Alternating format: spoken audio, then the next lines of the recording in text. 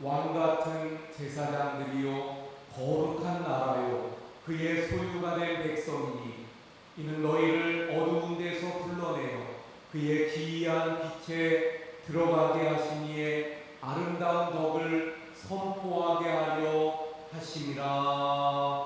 아멘.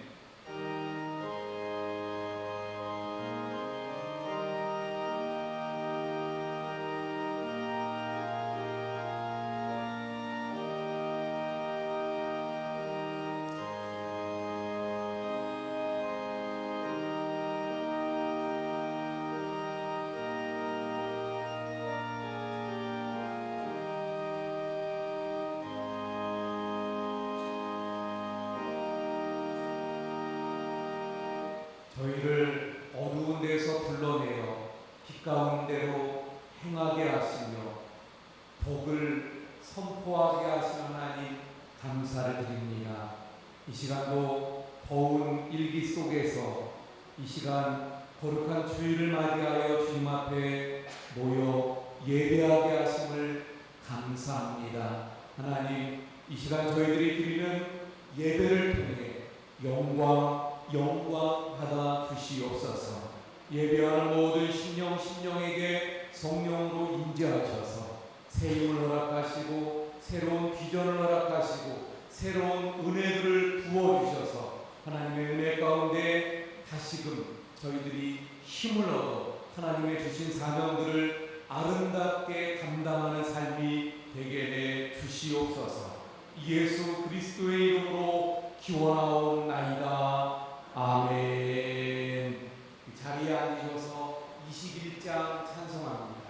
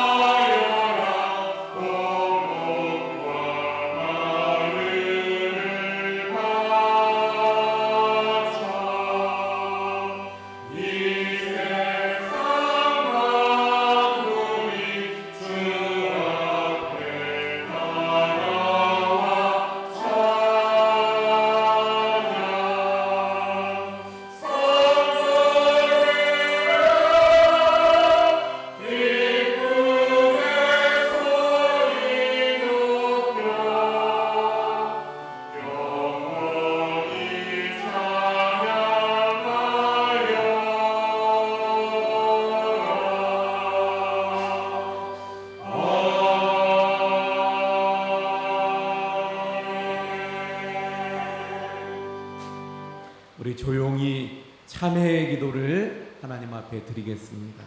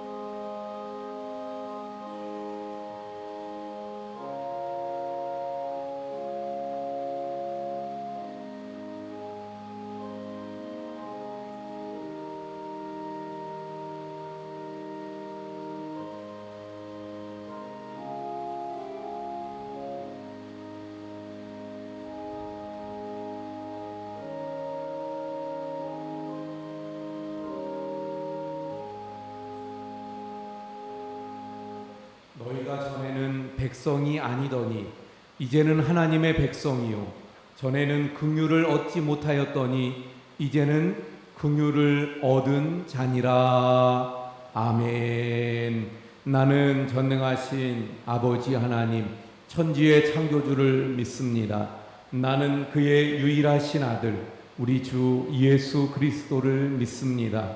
그는 성령으로 잉태되어 동정녀 마리아에게서 나시고 본디오 빌라도에게 고난을 받아 십자가에 못 박혀 죽으시고 장사된 지 사흘 만에 죽은 자 가운데서 다시 살아나셨으며 하늘에 오르시어 전능하신 아버지 하나님 우편에 앉아 계시다가 거기로부터 살아있는 자와 죽은 자를 심판하러 오십니다. 나는 성령을 믿으며 거룩한 공교회와 성도의 교제와 죄를 용서받는 것과 몸의 부활과 영생을 믿습니다. 아멘. 찬송가 430장 찬송합니다.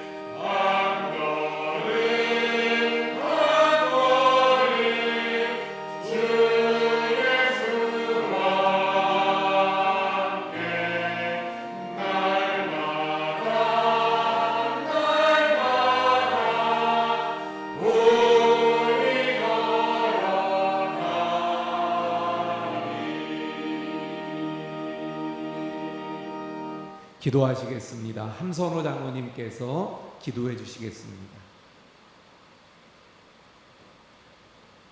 우리의 삶을 주관하시고 사랑으로 영원한 복을 허락하시는 내 인생의 주인 되시는 하나님, 세상 끝날 때까지 우리와 함께 있으리라 하신 주님의 약속을 기억해 하셔서 코로나 방역과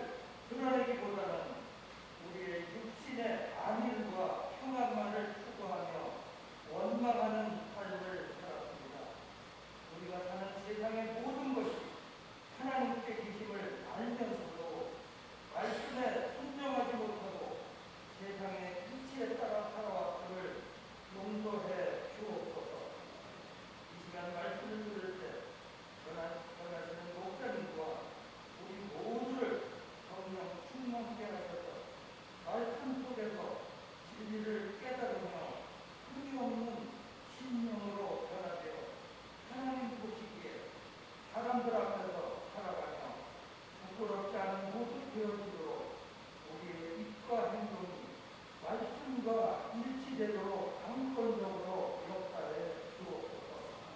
그리하여 믿는 자들이 세상에서 손가락질 하지 않도록 도와 주옵소서. 우리에게 하늘의 지혜를 주옵소서.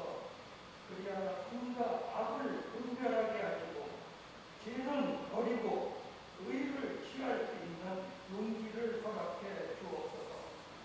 코로나의 어려움 속에서 고통받는 모든 이들과 특별히 몸이 아픈 성도들에게 치유의 은총과 위로를 허락해 주옵소서.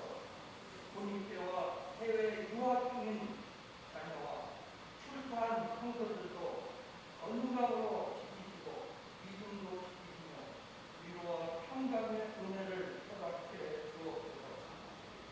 우리 인생의 주인이신 하나님을 사랑하는 모든 교우들을 십자가 보혈로 덮으시고 성령의 기름 부음으로 강구하는 모든 기도와 삶을 충성하도록 도와주옵소서. 예수님의 이름으로 기도드립니다. 아멘.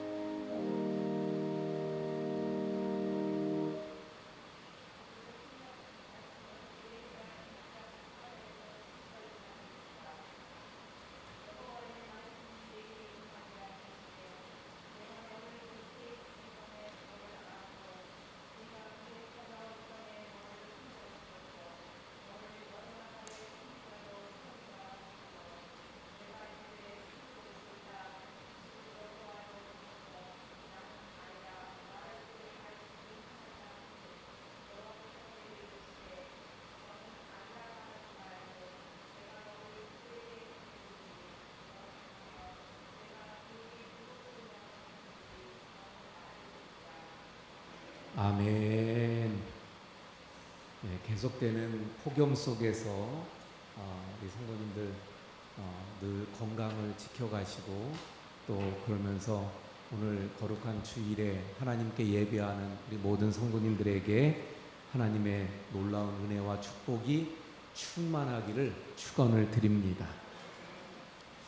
오늘 본문에 보면 여호와의 말씀이 내게, 다시 말하면 예레미야에게 임하였다, 이렇게 말씀하고 있어요. 여호와의 말씀이 예레미야에게 임하셨다. 그런데 그 예레미야는 그러면 어떤 사람입니까? 예레미야는 누구입니까? 오늘 본문 앞부분 1절에 이렇게 말씀합니다. 베냐민 땅 아나돗의 제사장들 중 hil기야의 아들 예레미야. 예레미야를 소개하는데 hil기야의 아들입니다, 뭐 이렇게 소개하지 않고 베냐민 땅 아나돗의 제사장들 중에 hil기야의 아들이다, 이렇게 말씀하고 있는 것을 보게 되어집니다. 왜 그러면 예레미야를 소개할 때 앞부분에 아나돗, 그것도 베냐민 땅 아나돗의 제사장들 중에 하나인 hil기야의 아들이라고 소개하고 있을까요? 왜냐하면요, 이것은 역사적인 배경이 있기 때문에, 이렇게 말하면 이스라엘 백성들은 다 알아듣기 때문에. 그럼 그 배경이 무엇입니까? 솔로몬이 왕이 될 때 있었던 일입니다. 다윗이 나이가 들어서 이제 거진 하나님 앞으로 가야 되는 상황이 되어졌고, 그리고 그 다음 이제 왕이 세워져야 되는 그때에 아도니아가 자신이 이제 그 아도니아도 다윗의 아들이죠. 자기가 왕이 되겠다고 왕이라고 반역을 꾀하는 거예요. 근데 그때 그 아도니아의 반역에 참여했던 아비아달이라고 하는 제사장이 있어요. 그 제사장 아비아달이 바로 아도니아의 반역에 함께 동참합니다. 그런데 아도니아가 왕이 돼요, 못 돼요? 못 되고 누가 왕이 되죠? 솔로몬이 왕이 됩니다. 그래서 솔로몬이 왕이 되고 그 반역이 다 이제 평정되고, 그래서 정리할 때 이 아비아달 제사장은 어떻게 돼요? 솔로몬에 의해서 추방당해서 아나도 땅으로 추방당해서 쫓겨가게 되어집니다. 그러니까 여기 아나도 제사장들이라는 말은 솔로몬에게 반역을 행했다가 그만 추방당한 아비아달의 후손들이라는 것을 말하는 거예요. 그러니까 이 말씀을 통해서 뭘 알 수 있습니까? 예레미야는 그 당시에 몰락한 제사장 가문의 후손이다. 또 다른 말로 실패한 그 제사장 가문의 아들이다, 이렇게 말할 수 있다는 것입니다. 그러니까 지금 하나님께서 몰락하고 실패한 제사장의 아들 중에 한 사람인 이 예레미야에게 나타나셔서 말씀하셨다. 몰락하고 실패한 그 제사장의 후손인 예레미야에게 하나님의 말씀이 임하게 되었다 하는 것을 말씀합니다. 자, 그런데 여러분, 예레미야에게 하나님의 말씀이 임함으로 예레미야의 인생은 어떻게 되었을까요? 하나님의 말씀이 오늘 여기 본문에 임함으로 말미암아 예레미야는 새로운 인생을 살게 되어집니다. 하나님의 말씀이 임함으로 선지자로서의 새로운 길을 걷게 되어졌던 거예요.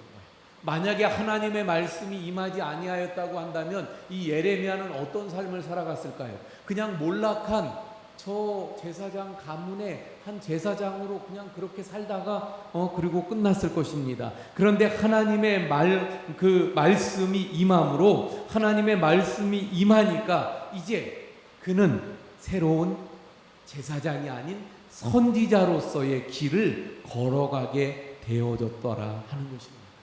그래서 이 날이 바로 예레미야에게 여호와의 말씀이 임한 이때가 그의 인생이 어떻게 되는 거예요?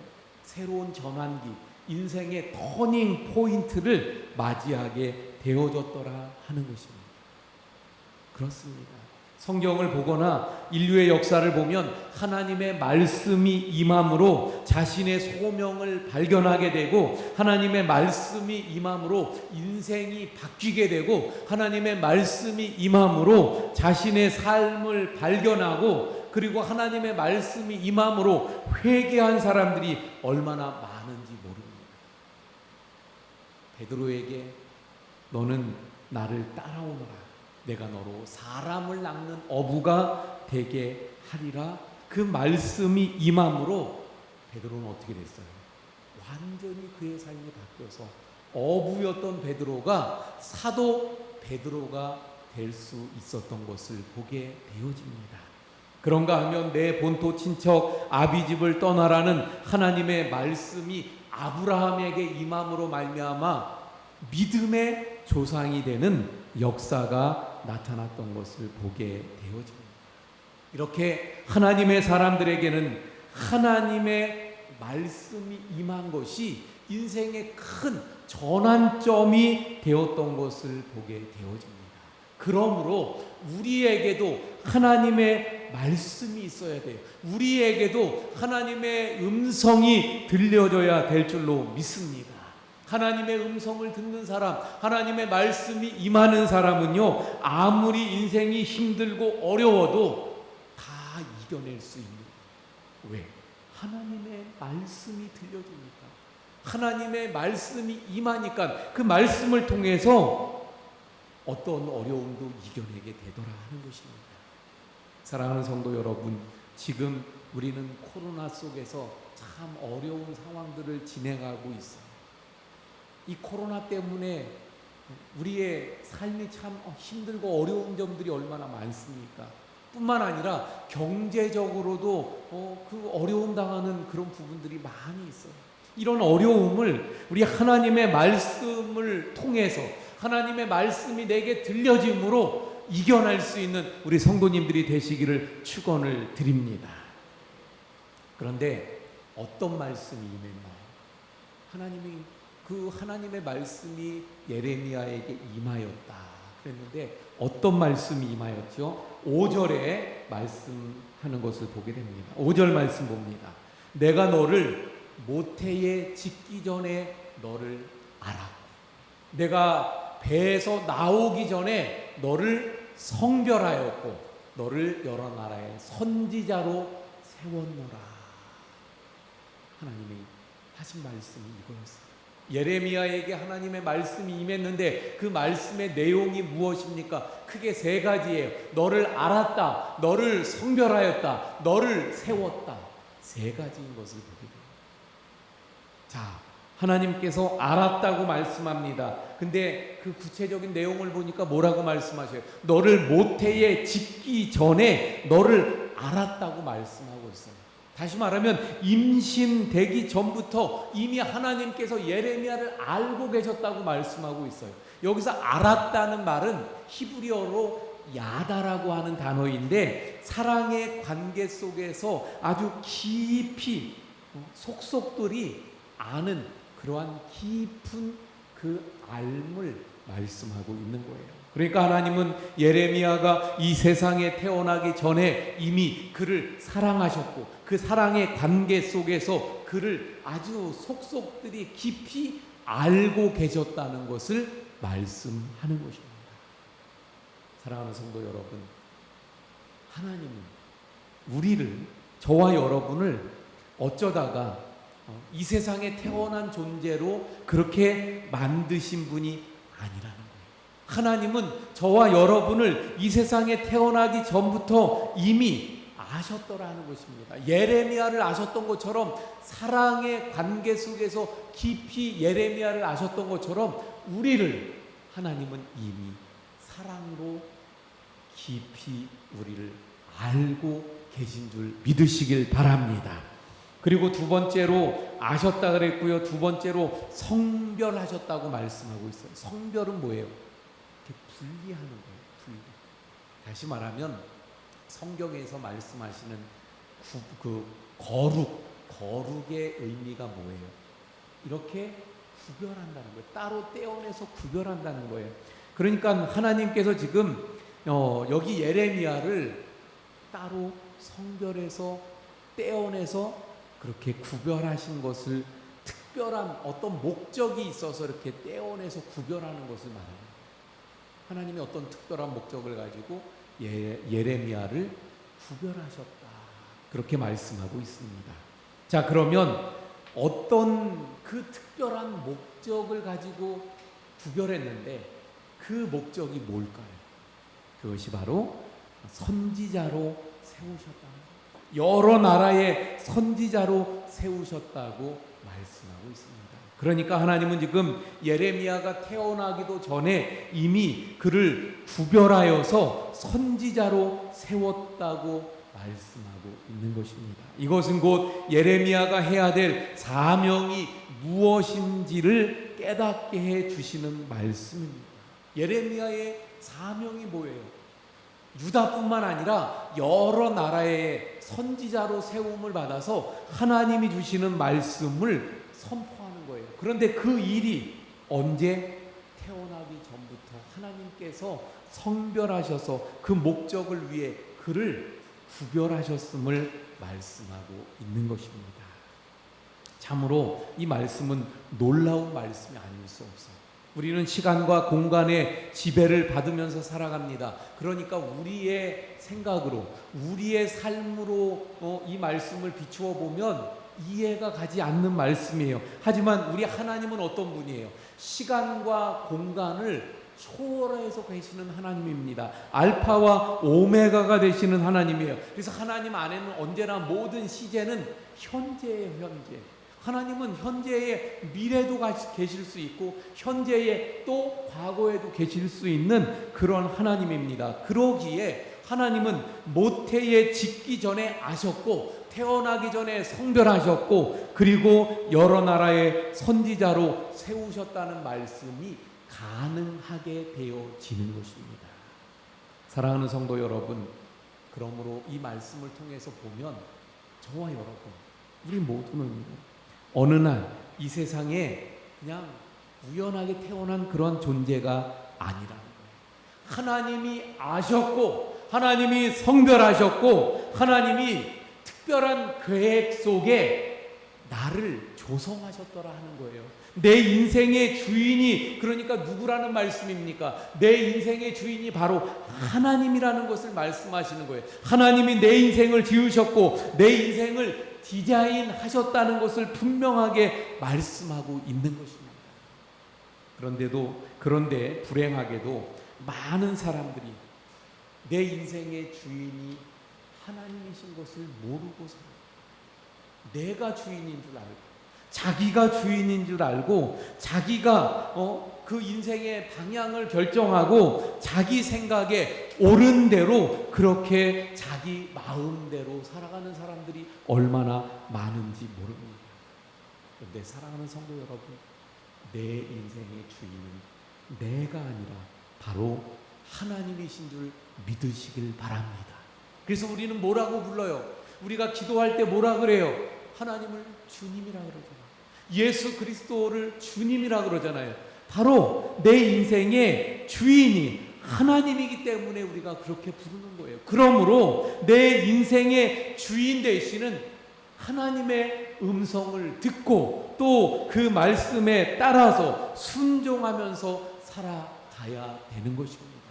우리가 그렇게 하나님의 음성을 듣고 그 음성에 따라 순종하면서 살아가게 되면 하나님이 우리의 삶을 주인이기 때문에 책임져 주시고 보호해 주시고 또한 인도하시며 이끌어 주시게 될 줄로 믿습니다. 예레미야를 보세요. 예레미야. 하나님의 오늘 이 말씀대로 그를 하나님께서 아셨고 구별하셔서 그래서 선지자로 세우셨다 그랬잖아요. 그래서 선지자로 그 사명을 가지고 나가서 살아가게 됩니다. 하나님 주신 그 말씀을 선포하게 되는 거예요. 하나님의 말씀대로 순종해서 그가 과감하거나 또는 타협하는 거 없이 하나님의 말씀을 그대로 선포하고 전하게 되어집니다. 그랬더니 어떤 일들이 벌어지죠? 고난이, 어려움이 있어요. 구덩이에 던져지기도 하고요. 또는 죽음의 그런 위협이 그에게 닥쳐오기도 합니다. 왕을 비롯한 제사장들, 거짓 선지자들이 그를 해하려 하고 죽이려고 하는 거예요. 그래서 예레미야는 늘 눈에 눈물이 그치지 않는 눈물의 선지자로 늘 하나님 앞에 눈물로 호소하며 기도했던 것을 보게 되어집니다. 그가 이러한 어려움 가운데에서도 고난 가운데에서도 하나님이 주신 말씀을 그대로 선포해요. 그에게 그대로 지금 선포하면 고난이 올 것을 알지만 그대로 하나님의 말씀에 순종해서 그대로 선포합니다. 왜 그래요?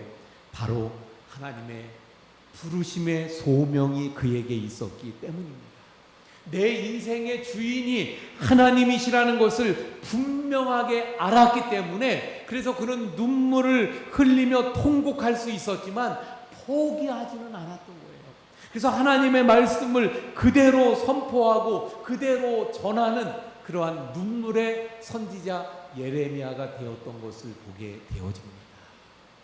내 인생의 주인이 누구인가를 아는 사람은 그래서 포기하지 않고 내 인생의 주인이 누구인지를 아는 사람은 방황하지 않고 오로지 하나님의 말씀대로 직진하며 앞을 향해 나가게 되는 줄로 믿습니다. 하나님께서 이렇게 예레미야에게 말씀하셨어요. 이 말씀을 들은 예레미야가 뭐라고 반응을 합니까? 어떻게 반응을 하는가요? 자, 6절의 말씀 한번 봅니다. 내가 너를 알았고 너를 성별하였고 그래서 너를 선지자로 세웠다 그렇게 말씀을 하셨더니 6절에 내가 이르되 슬프도소이다 주 여호와여 보소서 나는 아이라 말할 줄을 알지 못하나이다 하니 하나님의 이 말씀이 예레미야에게 임했는데 그 말씀이 임했을 때 예레미야가 뭐라 그랬다고? 슬프다고 했어요. 아, 기쁩니다. 아, 너무나도 감사하고 즐겁습니다. 이렇게 반응한 것이 아니라 그가 슬프다고 그렇게 반응을 합니다.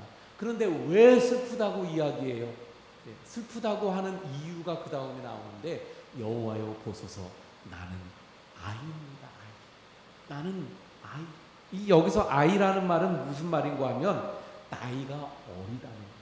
지금 하나님의 이 말씀이 임했을 때 예레미야의 나이가 약 20살 정도 된다고 학자들은 보고 있습니다.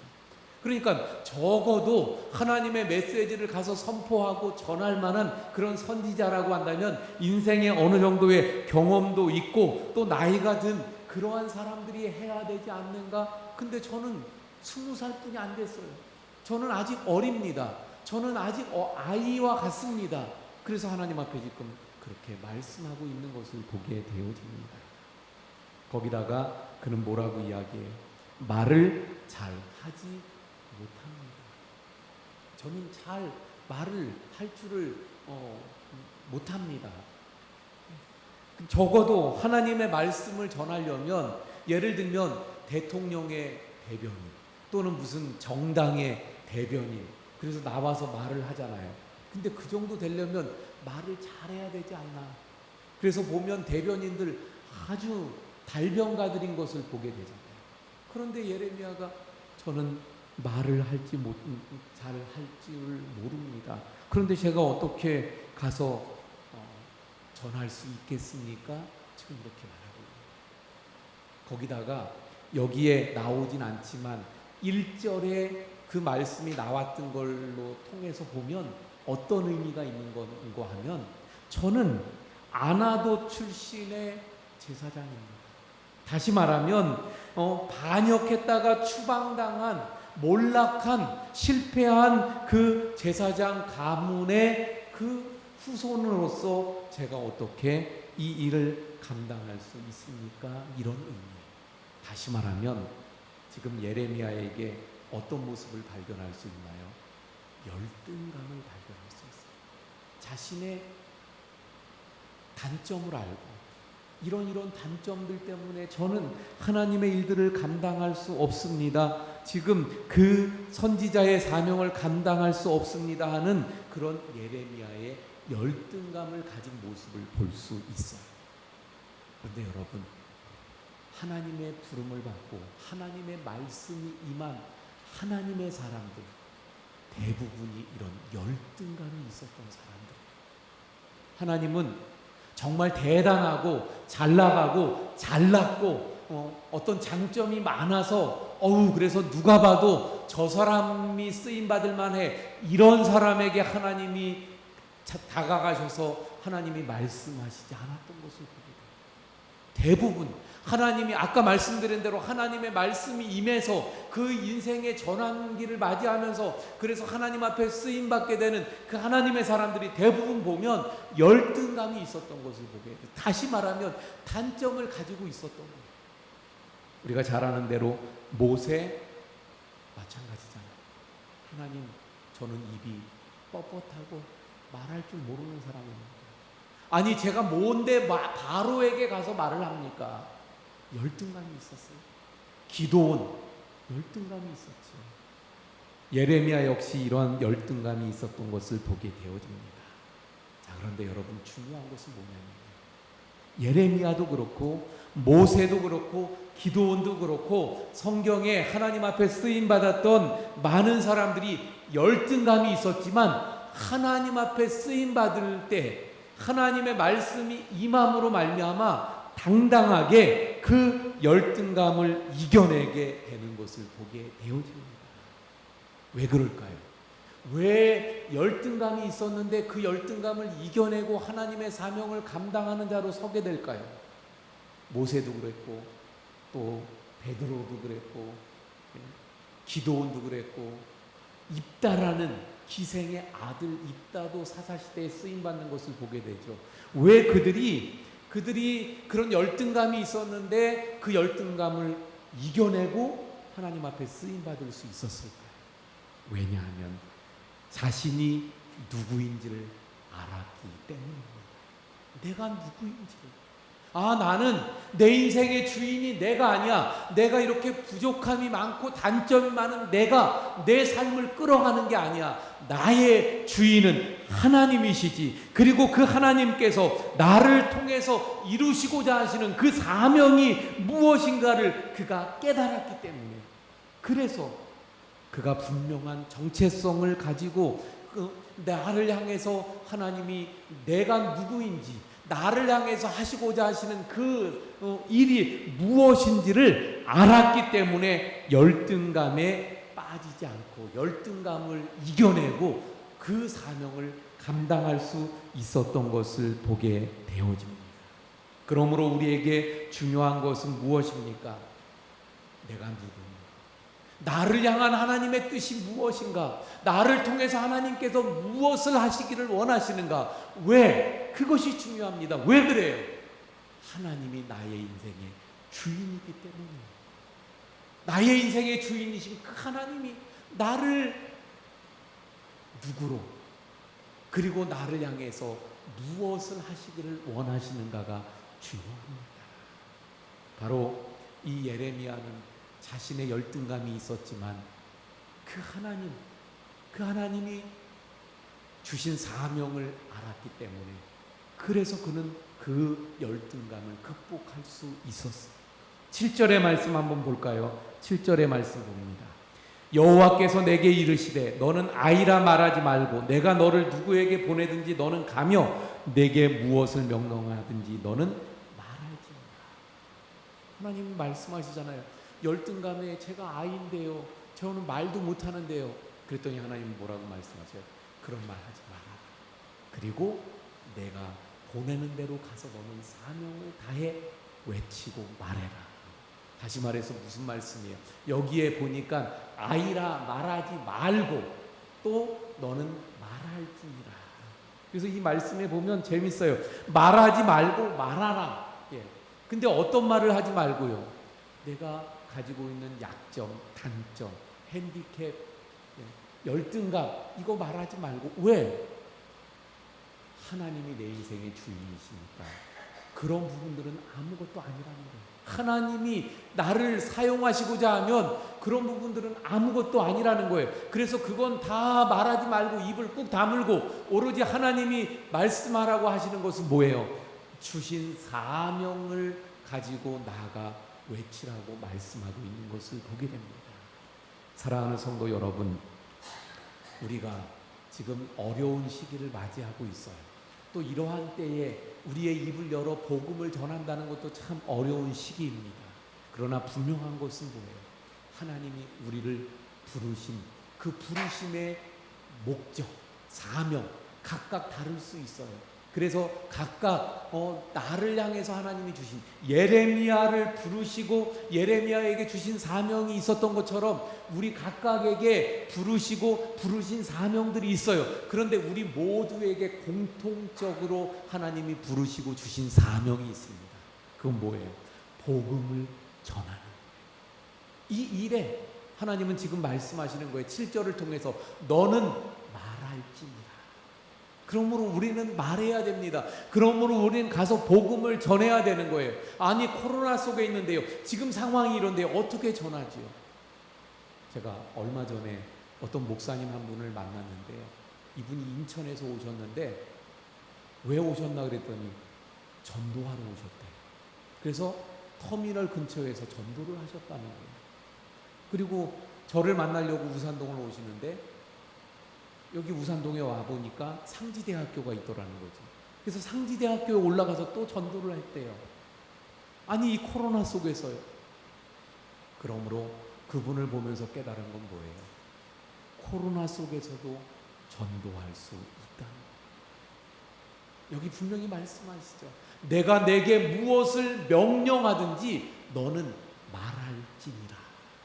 어떤 상황에 있든지 어떤 환경에 있든지. 예레미야는 그래서 이 말씀을 가지고 가서 어떻게 했어요? 그 하나님 주신 그 말씀을 선포했지요. 그래서 고난을 당했어요. 그래서 어려움을 당했어요. 죽을 뻔도 합니다. 하지만 그는 계속해서 하나님의 말씀을 전합니다. 우리도 역시 마찬가지예요. 우리의 상황이 어떻든지 간에 하나님 무엇을 명령하든지, 그런데 하나님께서 뭐라고 말씀하셨어요? 복음을 전하라고 말씀하셨잖아요. 사랑하는 성도 여러분, 우리 내 인생의 주인이 내가 아닌 하나님이시기에, 하나님이 나를 다른 모든 것은 예레미야에게 책임지셨던 것처럼 나에게도 책임져 주실 것입니다. 그러므로 나는 무엇을 하면 되는 거예요? 하나님 무엇을 명령하든지 말하는 그 뜻을 따라 순종하며 행하며, 말하라고 하면 말하고, 선포하라고 하면 선포하고, 가라고 하면 가면 되는 줄로 믿습니다. 우리 인생의 주인이신 하나님을 바라보며 그 뜻에 순종하며 살아가는 우리 모두가 되기를 축원을 드립니다. 기도하시겠습니다. 하나님, 우리의 인생의 주인이 하나님이신 줄로 믿습니다. 예레미야가 인생의 주인 되시는 하나님을 만나고 하나님의 말씀을 받고 그의 인생이 선지자로 세워져서 그 인생의 전환점을 가져왔던 것처럼 저희들이 하나님의 말씀을 통해서 늘 하나님이 나의 인생의 주인됨을 깨닫고 나의 정체성을 분명히 하고 하나님 주신 사명을 깨달아 그 사명을 향해 나아가며 늘 하나님의 말씀에 순종하고 하나님을 의지하는 저희들이 되게 해 주옵소서. 이러한 저희들을 하나님이 책임져 주시고 하나님이 지켜주시고 하나님이 보호해 주시고 인도해 주실 줄로 믿습니다. 예수님 이름으로 기도하옵나이다. 아멘. 우리 찬송가 406장 찬송합니다.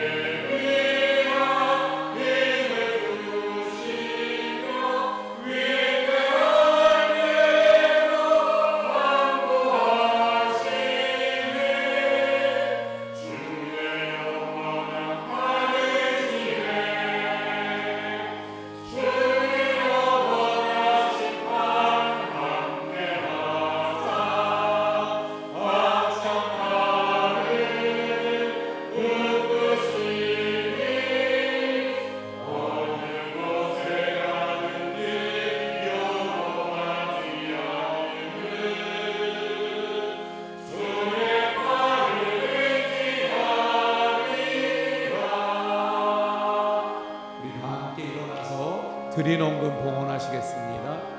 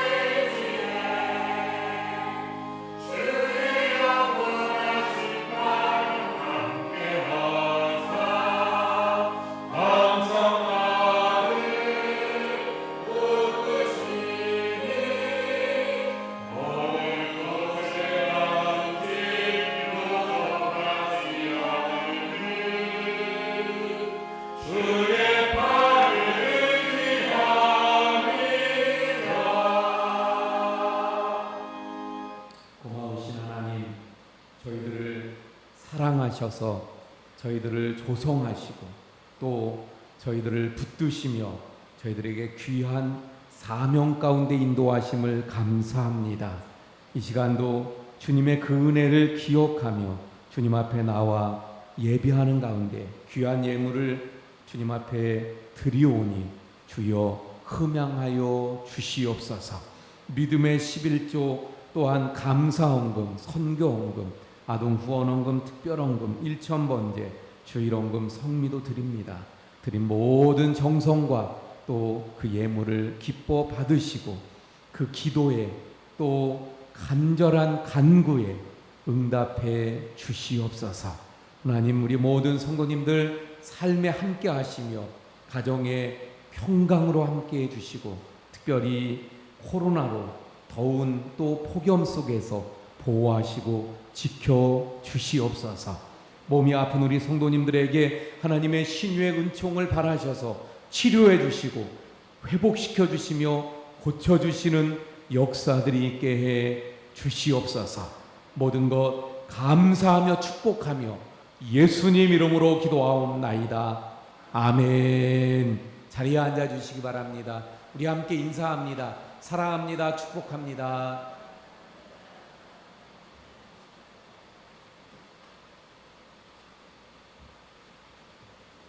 예, 교회 소식 전해드립니다. 코로나 그 확진자가 원주에 좀 많이 나오고 있는 상황이죠. 그래서 지난 23일부터 우리 원주도 3단계가 되어졌습니다. 그래서 우리 예배는 20%까지 드릴 수 있어요.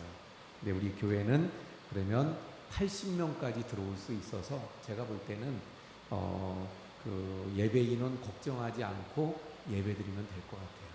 근데 예배 인원 조정하느라고 그러신가 오늘 좀 많이 안 나오시긴 하셨네요. 전국 장로회 수양회가 8월 31일부터 9월 2일까지 홍천 대명 비발디 파크에서 또 행해진다고 합니다. 장로님들, 참석하실 장로님들은 박문수 목사님에게 접수해 주시기 바랍니다. 여전도의 전국연합회 수련회도 8월 16일 날 부산 동광교회에서 있다고 합니다. 참석하실 분들 역시 박문수 목사님에게 접수해 주시기 바랍니다. 우리 교역자들 휴가 기간입니다. 그래서 이번 주에는 박문수 목사님이 월요일부터 금요일까지 휴가를 가지게 되고 다음 주에는 제가 휴가 기간을 가지려고 합니다. 생일 맞으신 우리 성도님들이 또 많이 계시네요. 최은실 성도님, 장명옥 A 권사님, 신미영 권사님, 노광식 집사님, 고순자 집사님, 또 유은영 집사님, 또 일부에 많은 분들이 왔다 가셨고요. 여기 신미연 권사님 계시네요. 예, 잠깐 일어나 주세요. 또 우리 기도합니다. 하나님, 이번 주에도 생일을 맞이하시는 우리 성도님들이 많이 계신데 일부에도 왔다 가셨고 또 여기 신미영 권사님 계십니다. 한 분 한 분 어디 있든지 하나님께서 기억하시고 축복하시며 영육을 강건하게 하시고 남은 생에 더욱 복되게 해 주시옵소서. 예수님 이름으로 기도합니다. 아멘. 우리 박수로 축하드립니다. 감사합니다. 예, 우리 홍영순 권사님 계속 기독병원에 입원 중에 계신데 위에서 기도해 주시기 바라고요. 뿐만 아니라 환자분들 여러분 계신데 기억하시고 늘 기도해 주시기를 부탁을 드립니다. 김금여 권사님 손녀 신성경 양이 중사 진급을 했습니다. 예, 축하드리고요. 또 많이 기도해 주시기 바랍니다.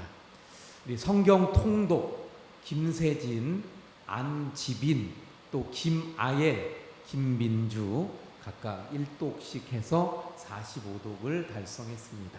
근데 여기 있는 우리 그 통독자들은 다 유치부 이하예요. 김아엘은 몇 살이에요? 4살. 김민주 4살. 예, 김아엘이 우리 지휘자님 딸이잖아요. 예. 김민주는 우리 송선희 집사님 딸. 김세진은 우리 권용미 집사님 아들. 예. 또 앙지빈 우리 권진아 집사님 또 아들. 예. 근데 얘네들이 성경 일독을 했어요. 얘네들은 이 성경으로 본 건 아니고요. 예.